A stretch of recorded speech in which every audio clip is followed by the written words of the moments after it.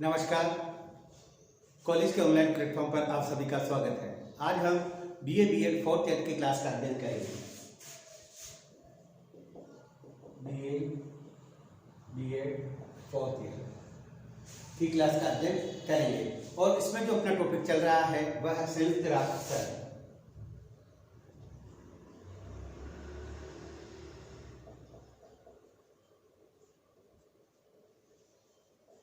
Clear बच्चों? और इससे पहले मैंने इसकी 5 क्लासें पढ़ा दी है। ये इसका पार्ट है, वो 6 है। क्लियर? इससे जो पिछली वाली क्लासें पढ़ाई थी उसमें मैंने आपको बताया था संयुक्त राष्ट्र संघ की स्थापना और इसके अंग। इसके पहले अंग में महासभा, दूसरे में सुरक्षा परिषद,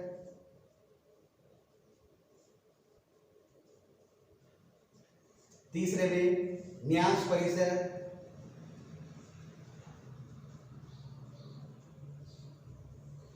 तीन जो इसके प्रमुख, इसके टोटल 6 अंग प्रमुख हैं, जिनमें से मैंने 3 अंग आपको बता दिए हैं, जिनमें महासभा, सुरक्षा परिषद और न्यास परिषद हो गया था। यानी महासभा, इसमें विश्व के सभी देश इसके सदस्य हैं। सुरक्षा परिषद में 5 स्थायी और 10 अस्थायी सदस्य हैं। न्यास परिषद में इसमें यह है कि द्वितीय विश्व युद्ध के बाद जब बहुत से उपनिवेशों पर जापान ने अधिकार कर लिया था तो अमेरिका इस बात को लेकर चिंतित हो गया, तो उसने सभी देशों को आत्मनिर्णय करने का अधिकार दिया या बात कही, जिसके अंतर्गत अब जो नवीन स्वतंत्रता प्राप्त देश थे उनको वो अपना अगर शासन नहीं चला पा रहे हैं तो उनको न्यास पद्धति के अंतर्गत उनका शासन चलाने की बात गई थी, जिनमें New Guinea, Rwanda, Urundi, French Cameroon, French Togoland, पश्चिमी Samoa, Tanganyika, British Cameroon, British Togoland आदि देश इसमें थे। किंतु 1994 के बाद इसमें से भी देश अब कुछ भी नहीं बचा और न्यास परिषद के स्थान अब यूएनओ के जो 5 जो स्थायी प्राप्त वीटो वाले देश हैं उन्होंने ले लिया, 5 शक्तियों ने ले लिया। इस प्रकार अगला अपना जो टॉपिक है वह है सचिवालय।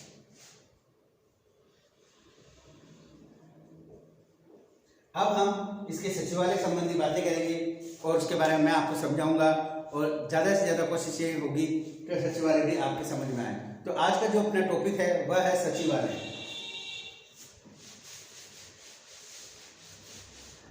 ये बच्चों,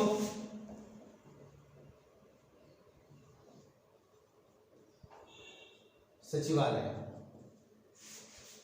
इसके बारे में हम अध्ययन अब करेंगे। सचिवालय संयुक्त राष्ट्र संघ के 6 प्रमुख अंगों में से एक है। अंतर्राष्ट्रीय लोक सेवा ही इसकी प्रथम विशेषता है, यानी अंतर्राष्ट्रीय लोक सेवा।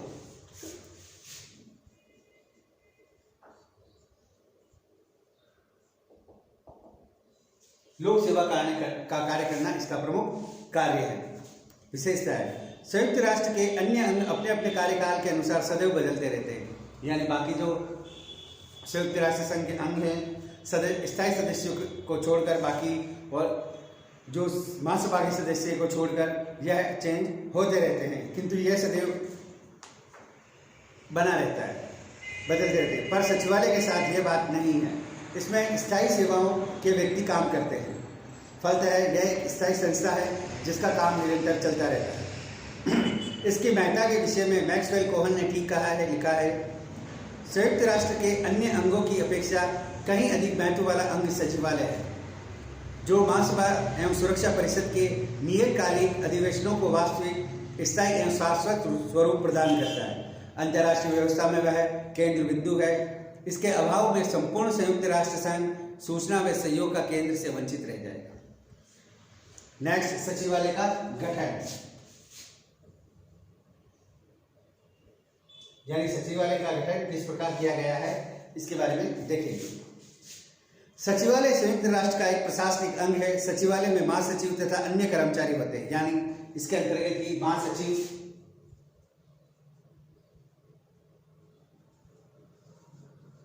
और अन्य अधिकारी।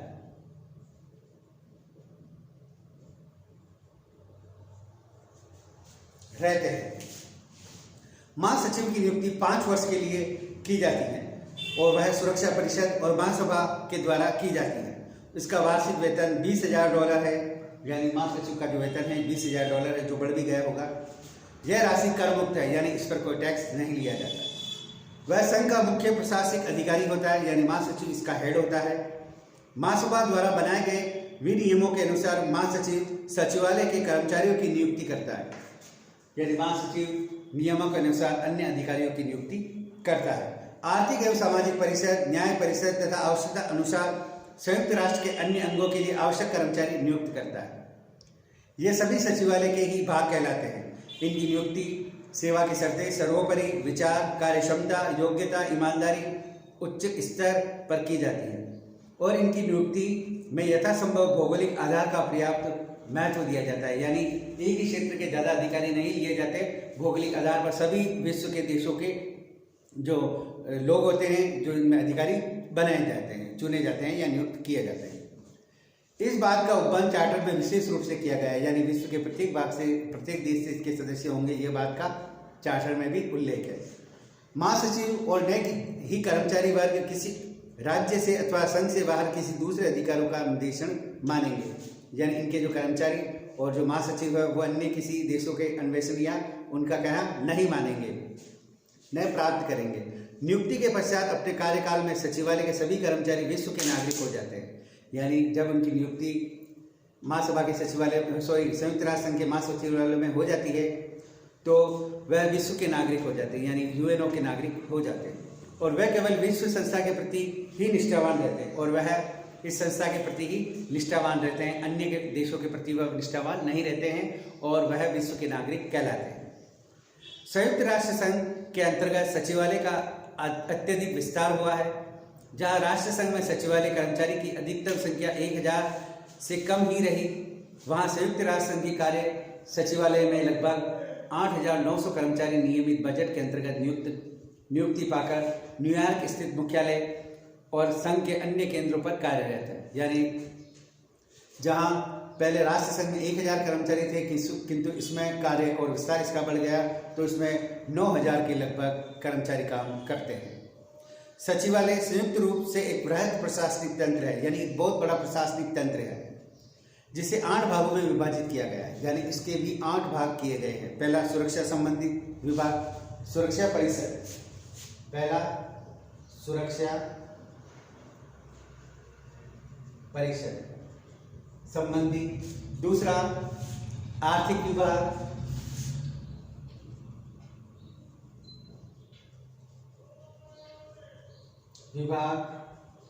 तीसरा सामाजिक कार्य विभाग,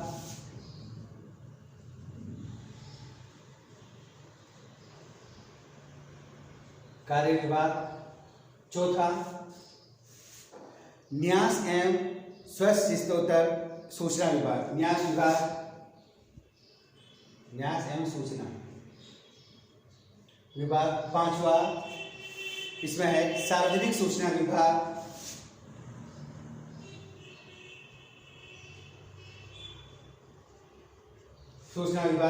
छठा है इसमें सम्मेलन तथा सामान्य सेवा विभाग,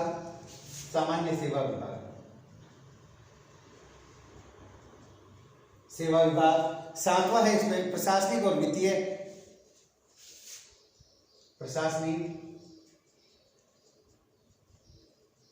और वित्तीय विभाग। अगला है लास्ट विधि विभाग, विधि यानी कानून विभाग। इस प्रकार इसका जो गठन है, इसमें जो विभागों का संगठन किया गया है वो 8 प्रकार का किया गया है। सुरक्षा, आर्थिक, सामाजिक, न्यास, सार्वजनिक सूचना, सामान्य सेवा, प्रशासनिक, वित्तीय और विधि विभाग, इसके 5 भागों में बांटा गया है। प्रत्येक विभाग का एक अध्यक्ष, एक उप महासचिव, उप महासचिव के नीचे एकाधिक उच्च पदस्थ निदेशक होता है। उप महासचिव की नियुक्ति महासचिव द्वारा की जाती है। उनकी नियुक्ति का आधार उनकी कार्यक्षमता, अर्थ क्षेत्रीय प्रतिनिधित्व होता है। इनकी नियुक्ति के समय महासचिव को यह ध्यान रखना आवश्यक होता है कि यथासंभव विश्व के विभिन्न क्षेत्रों का समुचित प्रतिनिधित्व हो, यानी एक ही देश या एक ही दिशा से सारे प्रतिनिधि नहीं होनी चाहिए, सारी दिशाओं से और सभी देशों के इसमें प्रतिनिधि होने चाहिए, ऐसी इसमें व्यवस्था की गई है और इनकी नियुक्ति महासचिव द्वारा की जाती है। अगला जो इम्पोर्टेंट है महासचिव,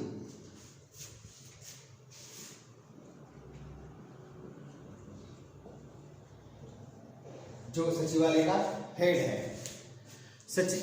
सचिवालय संयुक्त राष्ट्र की प्रमुख संस्था है जिसका शीर्ष बिंदु पर महासचिव का पद उसका कार्यालय है। वह केवल सचिवालय का अध्यक्ष ही नहीं वरन संपूर्ण विश्व संस्था के कार्य का सूत्रधार कहा जाता है। यानी ये जो यूएनओ है इसके सारे जो व्यवस्थाएं करता है उसका कर्णधार भी महासचिव ही करता है। वह अपने विवेक का बहुत कम प्रयोग करने के लिए अधिकृत थे। वह अपने विवेक से कोई कार्य नहीं कर सकता। संयुक्त राष्ट्र संघ में महासचिव का अधिकतर प्रशासकीय अधिकारी ही उपलब्ध है, यानी वह अपने अधिकारियों के माध्यम से ही कार्य करता है। सेकेंड वर्ल्ड वॉर के अवसर पर जब नए अंतर्राष्ट्रीय संगठन के निर्माण की चर्चा होने लगी तथा महासचिव को व्यापक अधिकार दिए जाने पर सक्रिय रूप से विचार किया गया। संयुक्त राष्ट्र संघ के अंतर्गत महासचिव की स्थिति और अधिकार संघ के महासचिव की कई महत्वपूर्ण है। वह न केवल प्रशासनिक कार्य करता है वरन आवश्यकता पड़ने पर सुरक्षा परिषद के सामने किसी ऐसे मामले को ला सकता है जिसके कारण उसकी राय में अंतर्राष्ट्रीय शांति और सुरक्षा के लिए भय उत्पन्न हो सकता है। यानी यह नाम मात्र का नहीं है, यह सुरक्षा परिषद के सामने ऐसा मुद्दा भी ला सकता है जो विश्व में सुरक्षा और शांति की बात करे। अपने इस अधिकार के पर संयुक्त राष्ट्र संघ का महासचिव अंतर्राष्ट्रीय शांति और सुरक्षा का महत्वपूर्ण योग देता है या अंग है। यानी अपनी इस महत्वपूर्ण भूमिका के कारण वह संयुक्त राष्ट्र संघ की सुरक्षा परिषद के सामने एक महत्वपूर्ण व्यक्ति है। महासचिव के कार्य, सामान्य प्रशासन, यानी इनके जो कार्य हैं महासचिव के वो देखेंगे कार्य जिसमें सामान्य कार्य है।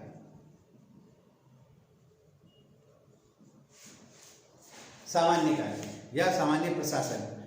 चार्टर के अनुसार महासचिव संस्था का मुख्य प्रशासनिक अधिकारी होता है। इसकी हैसियत से महासभा, सुरक्षा परिषद, आर्थिक एवं सामाजिक परिषद, न्यास परिषद सभी की बैठकों में भाग लेता है, यानी सभी की बैठकों में भाग लेता है।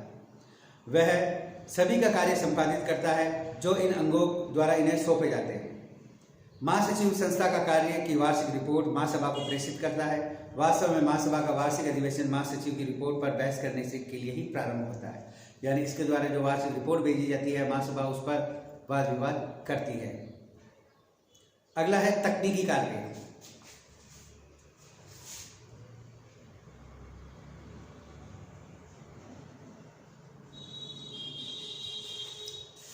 महासचिव कतिपय तकनीकी कार्य भी संपादित करता है। चार्टर के अनुच्छेद 98 के अनुसार महासचिव अन्य कार्य भी करेगा जो उसे महासभा, सुरक्षा परिषद, आर्थिक एवं सामाजिक परिषद, न्यास परिषद द्वारा सौंपे जाएंगे। इन अंगों द्वारा सौंपे गए तकनीकी कार्य को भी महासचिव संपादित करता है।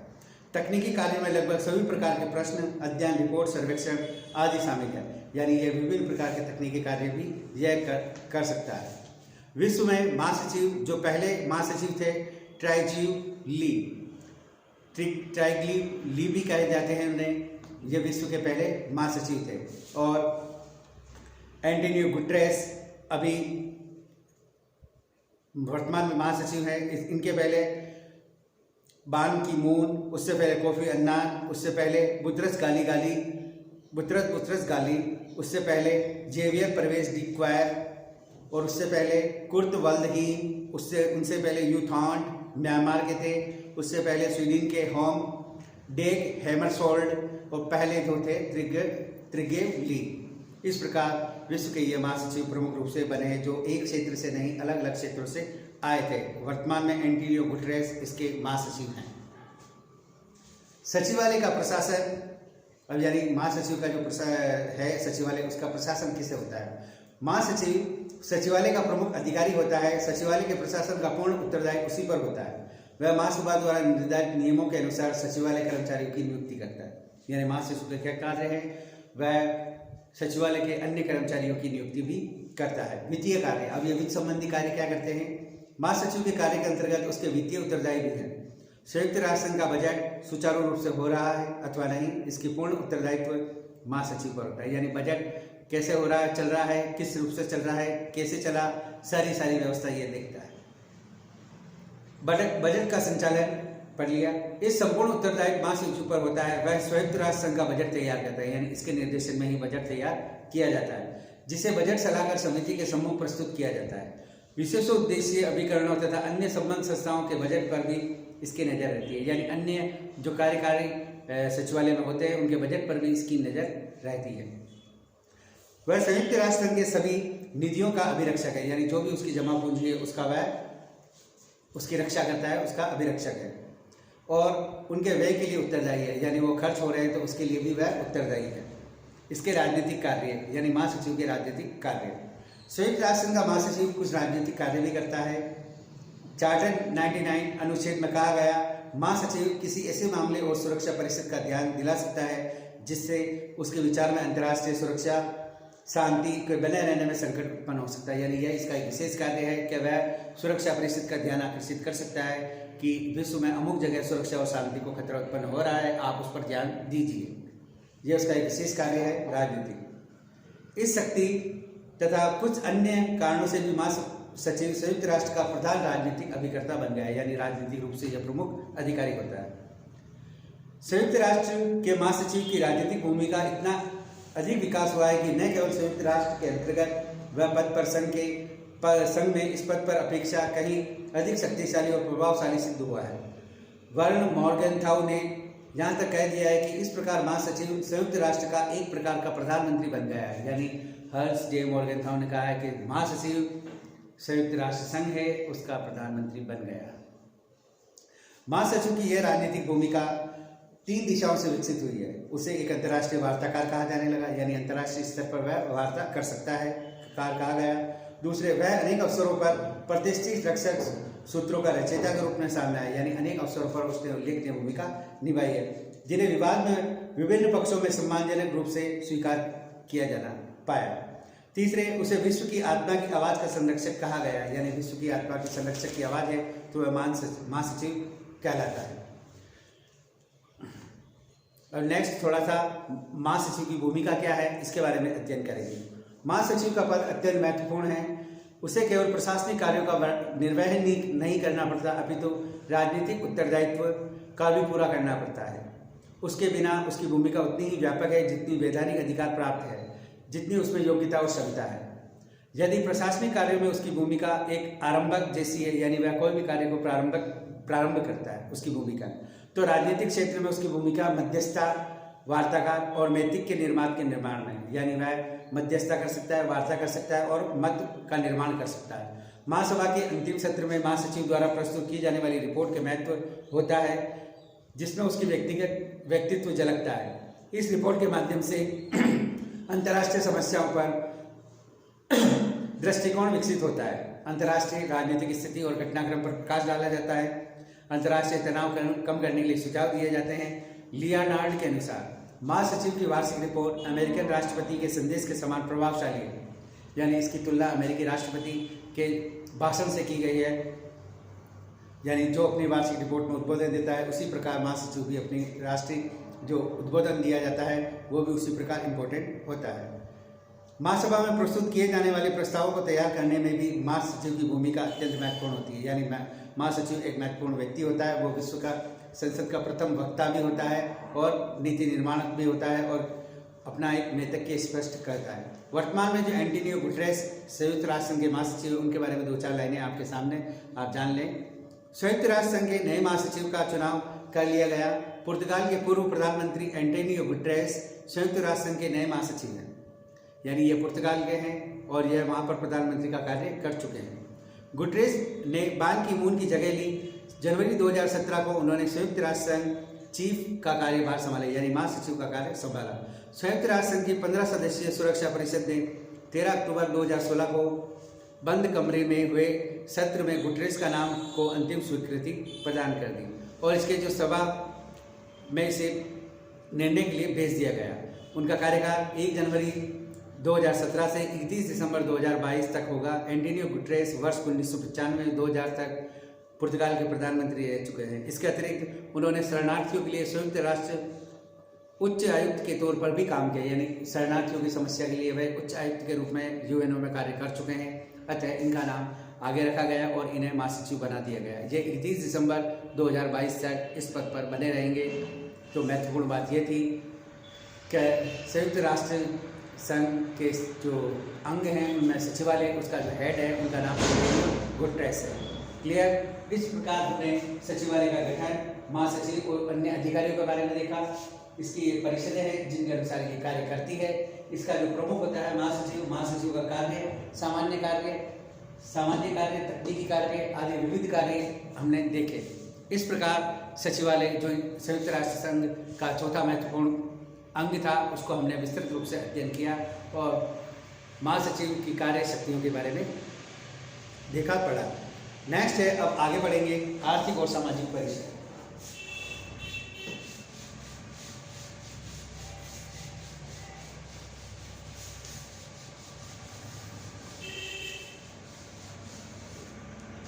आर्थिक और सामाजिक परिषद, आर्थिक और सामाजिक परिषद, इसके बारे में हम अध्ययन करेंगे। ये संयुक्त राष्ट्र संघ का 5वां महत्वपूर्ण अंग है। ठीक है। आर्थिक और सामाजिक परिषद इस धारणा पर आधारित है कि अंतर्राष्ट्रीय शांति केवल राजनीतिक विवादों के समाधान पर ही निर्भर नहीं करती। यानी अंतर्राष्ट्रीय शांति कोई राजनीतिक विवादों के समाधान पर ही निर्भर नहीं करती, ऐसी बात कह रहे हैं।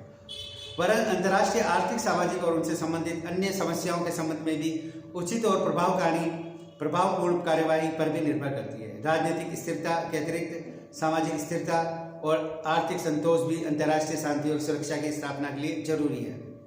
दलील के शब्दों में, आर्थिक और सामाजिक समस्याएं युद्ध के अंतर्निहित कारण है।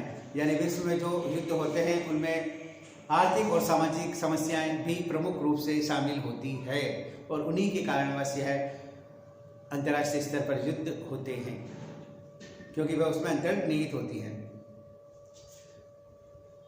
उनसे संबंधित अन्य समस्याओं के संबंध में उचित और प्रभावपूर्ण कार्रवाई पर निर्भर करती है। राजनीतिक स्थिरता के अतिरिक्त सामाजिक समस्याओं के बारे में पढ़ा। फैनविक के अनुसार महासभा के अधीनस्थ एवं उनके कार्यों को उसके प्रतिनिधि के रूप में संपन्न करने वाली संस्था आर्थिक और सामाजिक परिषद है। यानी महासभा के अधीनस्थ, यानी जो स्टार्टिंग में पहला अंग था महासभा, उसके अंतर्गत उसके कार्य और उसके प्रतिनिधि के रूप में संपन्न करने वाली संस्था आर्थिक और सामाजिक परिषद है। नेक्स्ट, इसकी संरचना।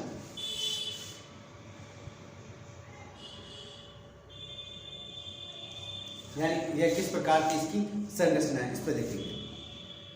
आरंभ में इस परिषद में 18 सदस्य होते थे, 18 सदस्य होते थे। 1966 में एक संशोधन द्वारा इसके सदस्यों की संख्या बढ़ाकर 27 कर दी।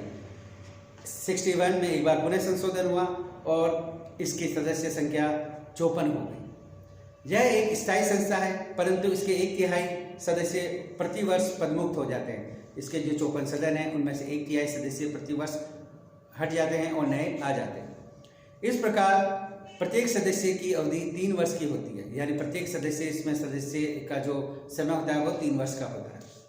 किंतु अवकाश ग्रहण करने वाले सदस्य तुरंत पुनः निर्वाचित हो जाता है। यानी अगर कोई छोड़कर अवकाश प्राप्त कर लेता है तो नया सदस्य हाथों हाथ चुन लिया जाता है। परिषद में प्रत्येक सदस्य का एक प्रतिनिधि होता है। यानी प्रत्येक सदस्य एक ही प्रतिनिधि होता है। यद्यपि आर्थिक और सामाजिक परिषद के लिए कोई स्थायी सदस्यता का उपबंध नहीं है, तथापि व्यवहार में तथाकथित 5 बड़े सदस्य निर्वाचित हो जाते हैं। साधारणतः इसके निर्वाचित सदस्य इसकी बैठकों में भाग लेते हैं, पर यह संयुक्त राष्ट्र की किसी भी सदस्य के बिना मतदान में से किसी विशेष विचार विमर्श में आमंत्रित कर सकते हैं। यानी इनके सदस्यों को विशेष अगर कोई अधिवेशन है तो उनमें आमंत्रित किया जा सकता है, वरना इनको आमंत्रित नहीं किया जाता। जो सदस्य के लिए विशेष चिंता का विषय है, यानी इनको नहीं बुलाया जाता, ये इनके लिए चिंता का विषय है। अगला है मतदान प्रक्रिया। इनमें मतदान किस प्रकार होता है? मतदान प्रक्रिया।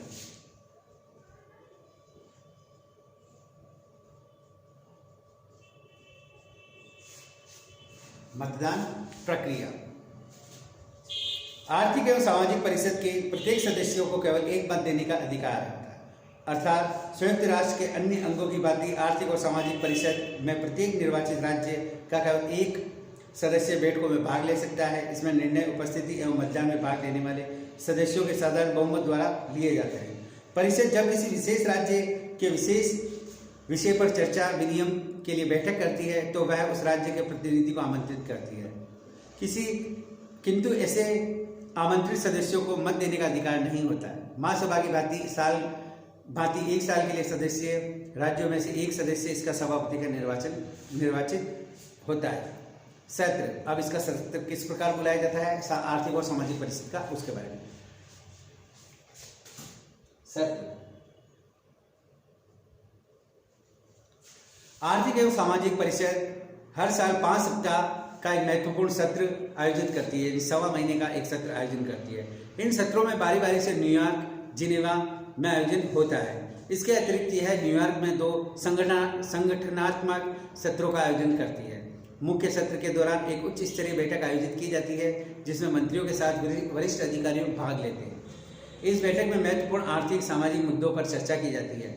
आर्थिक और सामाजिक परिषद का पूरे वर्ष के दौरान चलने वाले कार्यों, उनकी सहायक संस्थाओं, सहायक आयोगों, समितियों द्वारा किया जाता है, जो नियमित अंतराल में अपनी बैठक आयोजित करने के लिए कार्यवाही के संबंध में परिषद से निर्णय देती है।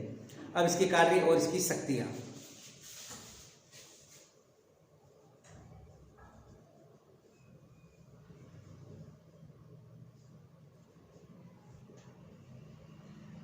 इसके कार्य और इसकी शक्तियां। वह अंतर्राष्ट्रीय आर्थिक, सामाजिक, सांस्कृतिक, शैक्षिक तथा संबंधित मामलों का अध्ययन कर सकती है तथा इस विषय में महासभा संयुक्त राष्ट्र के सदस्यों तथा विशिष्ट अभिकरणों को अपनी रिपोर्ट देती है। दूसरा, यह सबके मानवीय अधिकारों, मौलिक स्वतंत्रताओं के आधार को लागू करने के लिए संस्तुति प्रस्तुत करती है। वह अपनी क्षमता के अंतर्गत आने वाले विषयों के संबंधित अभिसमयों के आलेख सभाओं को प्रेषित करती है। संयुक्त राष्ट्र द्वारा निर्धारित नियमों के अनुसार अपनी क्षमताओं के अंतर्गत आने वाले विषयों संबंधित मामलों का सम्मेलन बुला सकती है। सुरक्षा परिषद की प्रार्थना पर यह सुरक्षा परिषद को सूचनाएं प्रेषित कर सकती है तथा सहायता कर सकती है। आर्थिक एवं सामाजिक परिषद सभाओं की संतृप्ति के पालन हेतु सब कार्य संपादित कर सकती है जो कार्य क्षमता के अंतर्गत आते हैं। महासभा के अनुमोदन से आर्थिक एवं सामाजिक परिषद के सदस्यों तथा विशिष्ट एजेंसियों की प्रार्थना पर सेवाएं अर्पित कर सकती है। उपयुक्त कार्यों के अतिरिक्त वह चार्टर के अंतर्गत निर्देशित तथा महासभा द्वारा बनाए गए सभी कार्यों का संपादित कर सकती है। उपयुक्त कर्तव्यों और अधिकार के अतिरिक्त आर्थिक सामाजिक परिषद संयुक्त राष्ट्र के अन्य अंगों की सहायता देती है। अनुच्छेद 65 के अनुसार महासभा की सिफारिश के कार्यान्वयन के संबंध में ऐसे कार्य कर सकती है जो जिनकी आधिकारिकता में आते हैं और उन सभी कार्यों को कर सकती है जो संयुक्त राष्ट्र संघ के चार्टर में अन्यंत्र दिए गए हैं अथवा महासभा द्वारा उन्हें सौंपे गए हैं। आर्थिक एवं सामाजिक परिषद के प्रमुख कार्यों में से एक विशिष्ट अभिकरणों की गतिविधियों का समन्वय करना भी है। वस्तुतः गरीबों, घायलों, अशिक्षितों की सहायता करके आर्थिक एवं सामाजिक परिषद विश्व शांति स्थापित करने में सहायता करती है। यह सभी प्रकार के लोगों के जीवन में सुधार करने का प्रयत्न करती है, यानी लोगों के जीवन स्तर को सुधारना, उनको ऊंचा उठाना, ये सभी कार्य करती है। गरीबों के, असहायों के, अशिक्षित लोगों को ऊंचा उठाती है और उनमें इनका भाव जगाती है कि आप शिक्षित बने, गरीबी हटाए और आदि बातों का यह समावेश करती है। नेक्स्ट, इसके कार्यों का मूल्यांकन। आर्थिक और सामाजिक परिषद ने अनेक क्षेत्रों में सराहनीय कार्य किए हैं। विशेषतः इसके तथा विशिष्ट समितियों के प्रावधान में एशिया, अफ्रीका, लैटिन अमेरिका के पिछड़े हुए देशों में देखी गई है। यानी इस परिषद ने जो पिछड़े हुए देश थे, अमेरिका में जो अमेरिकी लैटिन देशों में थे, अफ्रीका में थे, एशिया में थे, उनमें इनके जो कार्य हैं वो विशेष रूप से आप देख सकते हैं।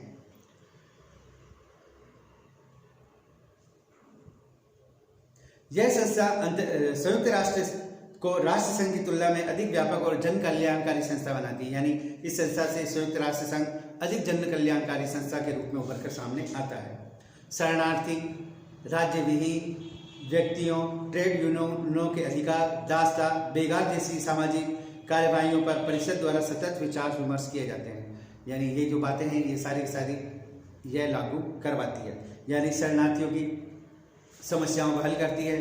कोई राज्य विहीन हो गया तो उसकी समस्याओं को भी यह देखती है। ट्रेड यूनियन मजदूरों का शोषण कर रही है तो उनमें भी यह अपनी बात कहती है। दास्ता तथा बेगार जैसी व्यवस्थाओं पर भी यह विचार विमर्श करती है और उनसे मुक्ति प्राप्त करने के लिए आगे आती है। यानी दास्ता एक व्यक्ति अन्य व्यक्ति को अपना गुलाम बना ले, ऐसी बात नहीं होनी चाहिए, ये इस बात की भी जानकारी रखती है और उन पर निदान देती है। बेगार किसी व्यक्ति को जबरदस्ती बिना उसकी मेहनत ताना उसे अगर कोई काम तो नहीं करवाया जा रहा है, ऐसी बेगार व्यवस्थाओं पर भी यह विचार विमर्श करती है।